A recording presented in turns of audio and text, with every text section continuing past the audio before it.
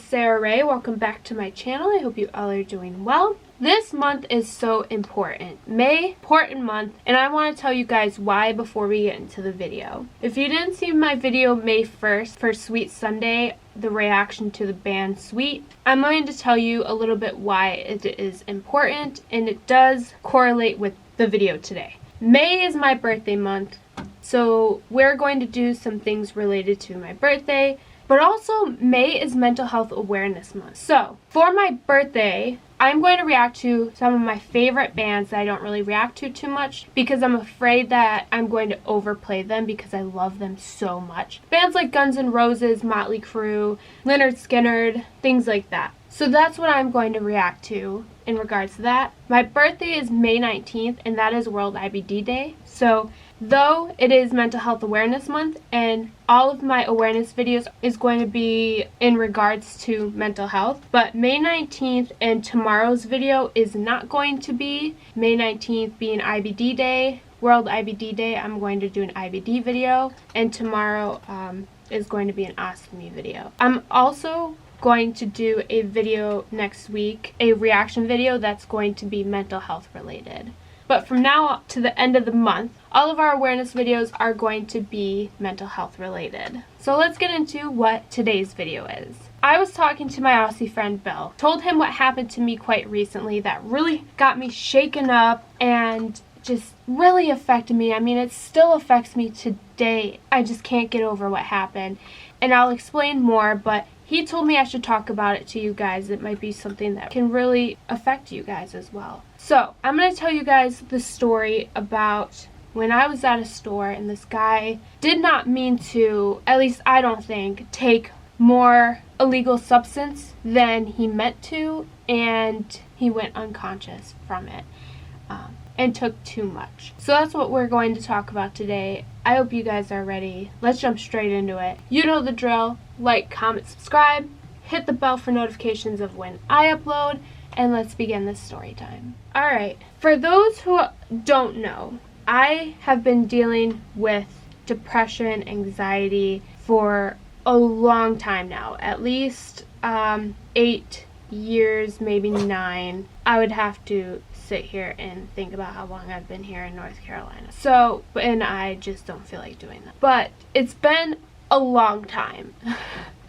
I have PTSD. I also have BPD, which is borderline personality disorder. So I have a lot of mental health stuff. I also tried to take my own life multiple times by taking too much of a medication and ended up in the hospital 3 different occasions. So that is kind of like my background with my mental health. Just a quick overview. Now, and just recently, March 28th was my 1-year anniversary of my recent attempt. So that is kind of my background of my mental health. I was just up the road at a store checking out when this lady ran in saying that there's a guy in the parking lot who is passed out. He's not breathing. He doesn't have a pulse. I was a CNA for 5 years before now, which I'm on disability now. I also am CPR certified. Being someone who is in the healthcare field and wants to be a nurse, I'm not the type of person who's just gonna leave this situation and not bother with it. Like, be like, yeah, I'm just gonna walk away from this. I don't need to handle this. No, I'm CPR certified. This person doesn't have a pulse. He's not breathing. I'm going to do something because that's my nature. I want to be in healthcare. I want to help people. I'm just not gonna walk away from this situation. The cash register lady said, "Are you sure he is not breathing and doesn't have a pulse?" She went to go double check. This cash register lady, it was her first day, so she called her boss, and while she was on the phone with her boss, the lady came back and said, yes, he does not have a pulse and he's not breathing from what she can tell, and somebody needs to call 911. So I was getting done being checked out. She finished and then ran outside calling 911. I had to reach over and grab my receipt, and I went out with them to check this guy out. because if he doesn't have a pulse and wasn't breathing, I was ready to administer CPR. Like, that was my mindset. Like, all right, I'm about to take this guy out of his truck and just start. Like, that was my mindset. When I got there, this girl, she was panicking. She's like, I don't know what to do. I don't know what he took. I don't know what he had on him. Like, I'm like, okay, calm down. Let me check on him. Like, I'm trying to calm her down, and I'm checking him. I check him. He has a pulse. I'm looking at him. He is breathing. His breathing was kind of slow, so that he's kind of like pausing in between breaths. And when he does breathe, he's like, it's hard for him to breathe. He's also turning purple. So this lady, I asked who she was. She's a friend, because I wanted to make sure if she's a girlfriend, I need to know things about him. Well, she's his friend. And all of a sudden, she tells me he's diabetic. And she thinks he didn't take his insulin. And this has happened before. Now, being someone in the healthcare field, I also went to LPN school, was there for half a year. The class was a year long. Let me explain. I did the course part where you learn everything. The second half was all clinical. So I learned all the diseases and everything portion of it. All that was left, again, was just going out and doing the LPN work part.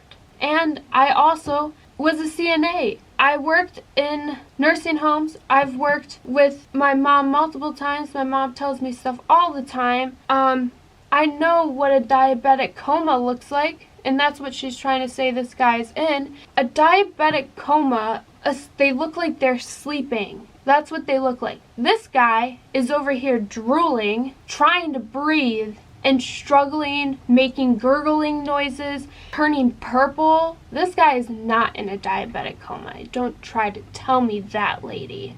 I know what he did. He took too much of a drug. He currently overdosing. And this kind of like is making me like stop every now and then, because I'm just sitting there thinking back to a year ago.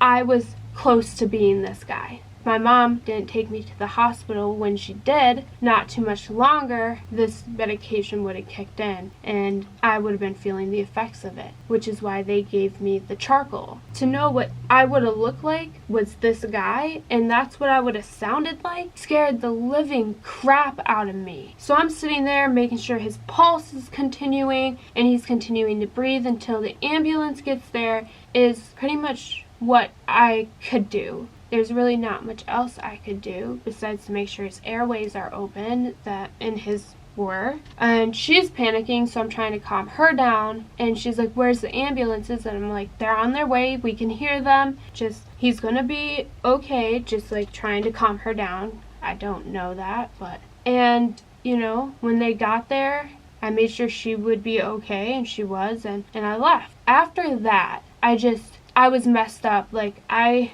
couldn't do things right. Like, it completely messed me up. Like, it was bad. I couldn't think straight. And I had an appointment with my therapist, and she told me that I was having a type of PTSD from that incident. I was having trauma from it because of what I've been through, and that it was a traumatic incident. Of course, I'm going to have trauma from it, and it will go away over time. That's just a normal thing. She did say, however, that it was probably a good thing in hindsight that I was there. And she said, because now I saw what I would look like if I did do what I tried to do in the past. Because now, to me, I don't want to be in that position. I don't want to look like that guy. That was scary. Like, I don't want somebody to find me and I'm drooling, purple, gurgling, and like looking like that. Like, it was awful. Like, borderline disgusting, really. Like, huffing, like trying to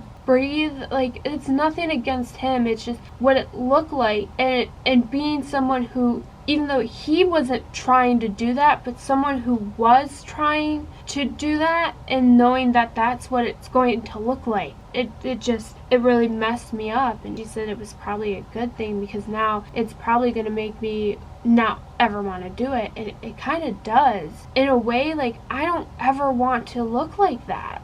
It's a twisted way of thinking, but it's true.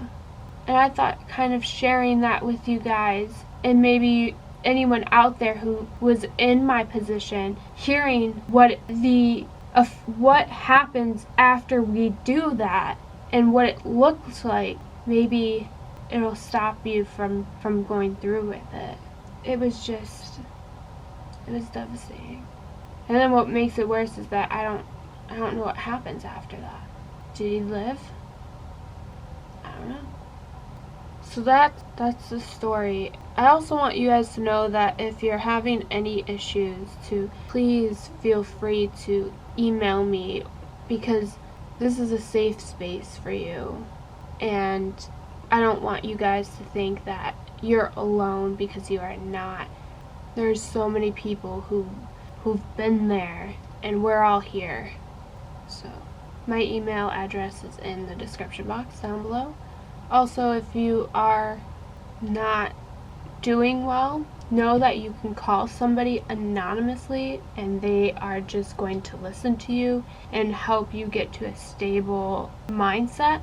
I've called the hotline number before and it has helped a lot until you feel stable enough to get off that phone. They don't ask your name, nothing. They just ask what's going on and you just talk.